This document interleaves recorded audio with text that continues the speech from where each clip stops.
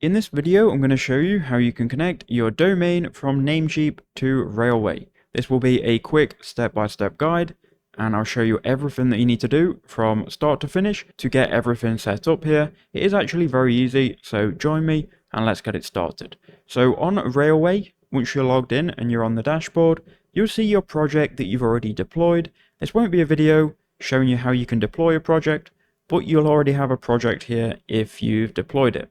Click on that project and again, and then go to settings in the top right hand corner. Once you've done that, you can then scroll down and then you'll get to networking, and you may or may not already have a subdomain set up on Railway. It doesn't really matter about this. We're going to click custom domain and we're going to connect a custom domain from Namecheap. So I'm going to head over to Namecheap. I've already logged in. I'm on my dashboard and we're going to connect this domain here, onlinehowtoguide.click. So what I'm going to do is I'm going to copy the domain name and then I'm going to type in www.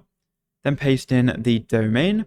You need to enter in the port for the framework that your app is coded on. Because mine is just a HTML page, I'm going to use the default port, which is 8080, but you'll know the port depending on what framework you've used.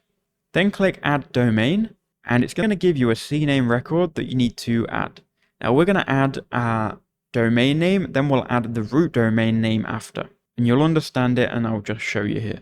So we're going to add this CNAME record. So just to break it down very easily, CNAME, www, value. So we're going to copy this value to the clipboard. Then we're going to go and click on Manage on the domain. This is in the back end of Namecheap, by the way. Okay, so here we are in the back end. Now make sure that Namecheap Basic DNS is turned on, or that's the one selected.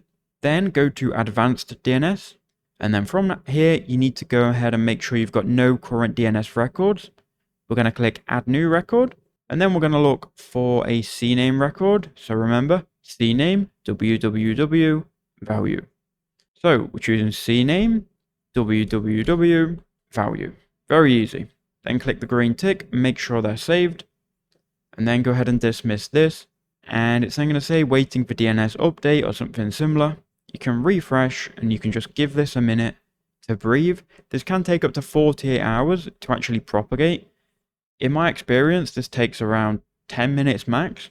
It could take longer for you though, so don't panic. Just make sure you've entered in the CNAME record correctly. So now you can see that it's gone from...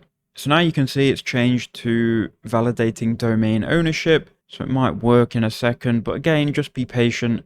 If it says it's not private, it just basically means it's generating the SSL certificate for you. So it will work eventually. So as you can see now, it's green and it should be working. So there you go, it goes to the to-do list. Now it's important to know, this is only going to work for www.yourdomain. If someone just types in your root domain, it isn't going to work. So I've copied the root domain. I'm going to click enter. And yeah, so you can see it isn't going to work. This is because we've only essentially told the domain to work at a fundamental www level, right? Now we need to click on add another custom domain and actually get the root domain to work as well. Now if you're on the free version of Railway, you're going to have to redirect your domain to www.yourdomain.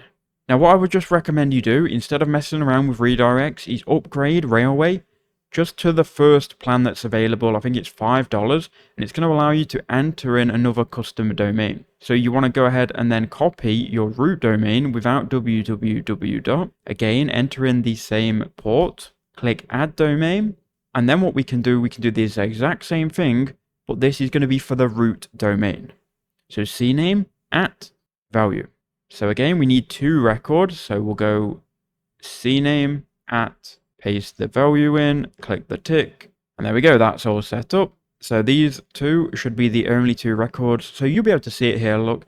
This is going to www.yourdomain, and this is going to at, which is your root domain without the www. That means no matter which way people type in your domain, it is going to work. Now you're going to have to wait the same amount of time for this just to all get propagated. But if we click on it, it should work eventually. We just need to wait for the DNS to update. Again, this can take up to 48 hours, so do be patient.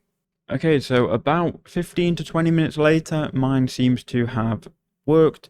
So if we go ahead and just copy it, I can go and open an incognito window and we can paste it in. Again, this is the root domain. If we click enter, you can see it now does work. So that is the root domain and the full domain connected to the deployed app. Again, be patient. This can take up to 72 hours. It still might not be perfectly green here, and it might not work on all browsers, but it will work eventually as long as you've added these two records. So I hope that quick video helped you out.